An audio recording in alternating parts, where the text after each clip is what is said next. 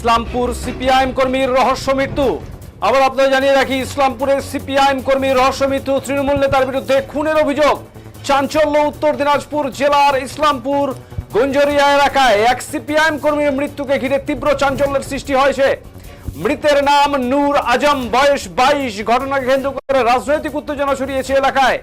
পরিবার সূত্রে জানা গিয়েছে, সোমবার দুপুরে নূর আজমকে অজ্ঞাত পরিচয় কয়েকজন ব্যক্তি তুলে নিয়ে যায় বলে অভিযোগ। এরপর সন্ধ্যায় তিনি নিজেই অচৈতন্য অবস্থায় বাড়িতে ফিরে আসেন। পরিবারের দাবি, বাড়ি ফিরে তিনি অস্বাভাবিক আচরণ করতে থাকেন এবং ভাঙচুর চালান। অবস্থার অবনতি হলে তড়িঘড়ি তাকে ইসলামপুর মহকুমা হাসপাতালে নিয়ে যাওয়া হয়। সেখানে চিকিৎসাধীন অবস্থায় মৃত্যু হয় তার। খবর পেয়ে হাসপাতালে পৌঁছান পরিবারের সদস্যদের পাশাপাশি সিপিআইএম প্রার্থী স্বামী খান। ঘটনাকে কেন্দ্র করে ক্ষোভে ফেটে পড়েন পরিবার ও দলীয় কর্মীরা। পরিবারের অভিযোগ, সিপিআইএম করার কারণে দীর্ঘদিন ধরে স্থানীয় এক তৃণমূল নেতা নূর আলমের কাছ থেকে হুমকি পেয়ে আসছিলেন নূর আজম। তাদের দাবি, এই ঘটনার সঙ্গে তৃণমূল নেতার সরাসরি যোগ রয়েছে এবং তিনি এই খুনের সঙ্গে জড়িত। যদিও এই অভিযোগ প্রেক্ষিতে তৃণমূলের পক্ষ থেকে জানানো হয়েছে এর সাথে তৃণমূলের কোনো সম্পর্ক নেই। গোটা ঘটনায় রীতিমতো চাঞ্চল্য ছড়িয়েছে গোটা এলাকায়। উত্তেজনা থাকায় মোতায়েন করা হয়েছে পুলিশ বাহিনী। এটা পলিটিক্যাল মার্ডার, এটা ইলেকশন মার্ডার। ও কিছুদিন আগে বাম পয়েন্টে ঝান্ডা ধরেছিল, তাকে থ্রেট করেছিল, সেটা আমাকে বলেছিল কিছুদিন আগে। এটা বন্ধ করে দিতে হবে। তৃণমূলের গুন্ডাগিরি হবে না। ইলেকশন কমিশনের কাছে এটাই আমার লোককে মারছে। পিছনে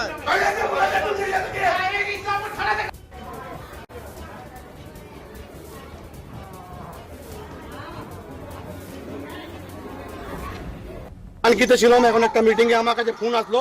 জালাল বলে একটা ছেলে ফোন করলো, ওই ছেলেকে বলে বান দিয়ে না কি করে মারেছে। যেদিন থেকে ও একটা বাম ফ্রন্টের সিপিএম এর ঝান্ডা ধরে নিয়ে গেছিল একটা র্যালিতে আমাদের স্বামী খানের, সে ওর পরের দিন ওকে থ্রেট করেছে।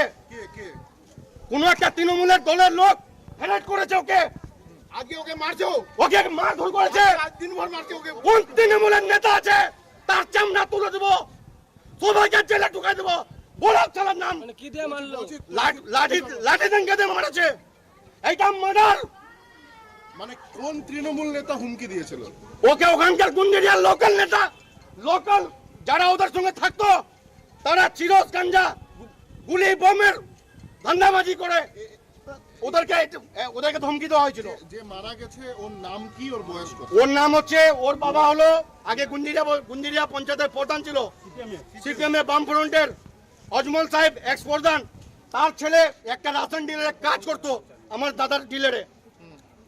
ও ওই দিনকে স্বামী খানের একটা র্যালিতে গেল, র্যালিতে যাওয়ার পরে মানে সিপিএম এর র্যালিতে কেউ কোনো পলিটিক্যাল পার্টি করতে পারে, কেউ সিপিএম করুক, কেউ বিজেপি করুক, কারো পরিসরে থাকবে না।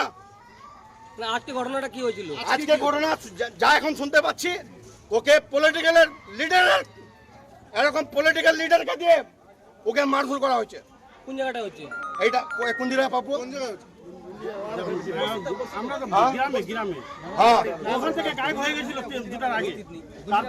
আনকিতে ছিলাম, এখন একটা মিটিং এ আমার কাছে ফোন আসলো। বন্ধ করে দিতে হবে। তৃণমূলের গুন্ডাগিরি হবে না। ইলেকশন কমিশনের কাছে এটাই আমার লোককে মারছে। আমি প্রচারে ছিলাম, হঠাৎ করে আমাকে নওসাদ দা এবং নাফিস দা, ওনার পরিবারের ছেলে ফোন করলো যে নূর আজম মারা গেল। আমি বললাম কীভাবে? বললো যে কোথাও থেকে একটা দৌড়ে আসলো, আসার পর গ্রামে এদিক ওদিক ছুটে বেড়াচ্ছে, বলছে আমাকে বাঁচাও, মেরে ফেলবে। এবং তারপরে নাকি ঘরের জিনিসপত্র ভাঙাভাঙি করছে। তারপরে নাকি এরা নিয়ে আসলো ইসলামপুরে নিয়ে আসার পর হাসপাতালের আইসিইউ যে ইন্টেন্সিভ কেয়ার ইউনিট আছে ওখানে ঢোকানোর পর একটু পরেই মারা গেল। আমি তখন ইসলামপুর কাঁঠালবাড়ি এলাকায় প্রচারে ছিলাম, আমি করিমদা, আমাদের পার্টির কমরেড। তারপরে এটা শোনার পরেই আমি এখানে চলে আসছি। এখানে আসার পর এখনও বিষয়টা ক্লিয়ার করতে পারছি না যে কিভাবে কি হলো। এখন এখানে এসে শুনতে পারলাম যে ওকে নাকি কি বলছে হুমকি টুমকি দিয়েছিল। এখন এটা তদন্ত করে দেখতে হবে। আপনাদের কর্মী ছিল কি যে মারা গেছে? উনি আমাদের যে পার্টি মেম্বার হয়, আপনারা জানেন, উনি আমাদের পার্টি মেম্বার ছিলেন এবং আমাদের যুব সংগঠনেরও কর্মী ছিলেন। বলছি দাদা, আপনার সঙ্গে ঝান্ডা নিয়ে ঘুরেছে বলে হুমকি বলে লাগাতার মিলতো এবং তাকেই সন্দেহ করছে পরিবার। বিষয়টা হচ্ছে যে আমার নমিনেশনেও গেছিল, নমিনেশনে যাওয়ার পর হঠাৎ ও অফ হয়ে যায়। তো আমি একটা ওকে মেসেজ করেছিলাম যে কি ভাই তুমি এই টাইমে অফ হয়ে গেলে, মানে একটা মানে আবেগ কমরেড, যে তোমার আখির হঠাৎ কি তুমি এই টাইমে হয়ে গেলে, এটা তো ঠিক না। তো তারপরে ও বিভিন্ন সূত্রে মারফত জানতে পারি যে ওর উপরে কেউ চাপ দিয়েছে। কেউটা কে? কেউটা মানে কোনো আমাকে দলের? আমাকে হ্যাঁ নিশ্চয়ই কোন দলে? চাপ দিয়েছে। চাপ দেওয়ার পর ওকে বলেছে যে তুমি কেন যাচ্ছ। তো আমি ওকে বললাম যে কে চাপ দিয়েছে সেটাও আমাকে জানায়নি। আপনারা জানেন আমি কাউকে পরোয়া করি না, কাউকে ভয় করি না। ও যদি ও লাস্টে আমাকে মেসেজ দিয়ে পাঠালো যে ওকে কেউ চাপ দিয়েছে, তাই ওর কিছু সমস্যা আছে। আমি বললাম ঠিক আছে, আমি তোমাকে নিয়ে বসবো, দরকার পড়লে তুমি ওখানে একটু রিল্যাক্সে থাকো, আমি প্রচারটা সেরে কথা হবে। তার মধ্যে ও কয়েকদিন আর কোনো রকম প্রচারে আসেনি, আমি ওকে ডাকিও নি, তাই তো আমি ওকে ডাকিনি যে ঠিক আছে তুমি থাকো, আমি বিভিন্ন অঞ্চলে ঘুরে বেড়াচ্ছি এটাই। তারপরে হঠাৎ আজকে যে এরকম হবে, ওকে কে নিয়ে গেল, কিভাবে আসলো, ও এতই বা ওভার এক্সাইটেড হয়ে জিনিসপত্র ভাঙতে শুরু করলো কেন, এগুলো আমার মনে হয় পুলিশকে তদন্ত করা ইমিডিয়েট দরকার। এলাকার বাসিন্দারা তো বলছে যে আপনার কি মনে হচ্ছে? কি বলছে এলাকার যারা রয়েছে এখানে তারা বলছে যে তৃণমূল কংগ্রেসের কোনো একজন ধমকি দিয়েছিল এবং ওই নাকি বেড়েছে নূর আলম বলে তার নাম বললো, যে সে নাকি আজকে এই ঘটনা ঘটেছে। ইউথ তৃণমূল করে।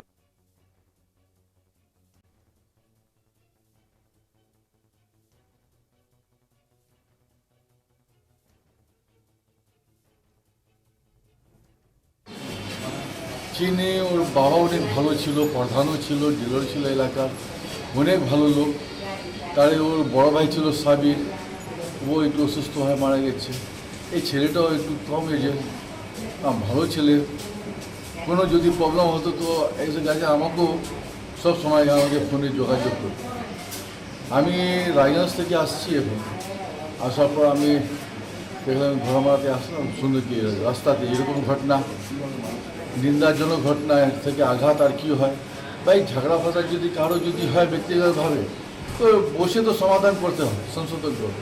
দাদা, পলিটিক্যাল মার্ডার বলে বলা হচ্ছে যে ছেলেটি সিপিএম করতো যে মারা গেছে। দেখেন একটা কথা বলি, ওর বাবারা সিপিএম করতো, হ্যাঁ ওরা প্রধান ছিল শেষ হোক, কিন্তু ওই বাচ্চাগুলো তো টিএমসিও করতো। টিএমসি করতো? হ্যাঁ সিপিএম করতো, আমি তো এইসব জানি না। সিপিএম প্রার্থী বলছে তাদের সদস্য ছিল, তাদের নমিনেশনও গিয়েছিল। নমিনেশন তবে নমিনেশন নিশ্চয়ই যেতে পারে, ও তো আত্মীয় লাগে, যে সিপিএমের প্রার্থী আছে, হ্যাঁ ওর বাড়ির পাশে আত্মীয় আছে, নিশ্চয়ই যেতেই পারে। হ্যাঁ বলছে যে সিপিএম করতে বলে দীর্ঘদিন বলে নূর আলম বলে একটা ছেলে এই নূর আজমকে ধমকি দিচ্ছে। তো এই জিনিস তদন্ত করবে প্রশাসন। আর আমি একটাই কথা বলতে চাই, এইরকম নোংরা কাজ, নিন্দাজনক কাজের বিরোধী আমি সবসময় আছি। যারা এরকম কাজ করেছে ভালোভাবে প্রশাসন তদন্ত করো, তদন্ত করে বের করো, আর ওকে এইভাবেই শাস্তি দোক, আগামী দিনের জন্য এইটা মেসেজ যাক, বার্তায়। বিজেপির প্রার্থী এখানে এসেছিল।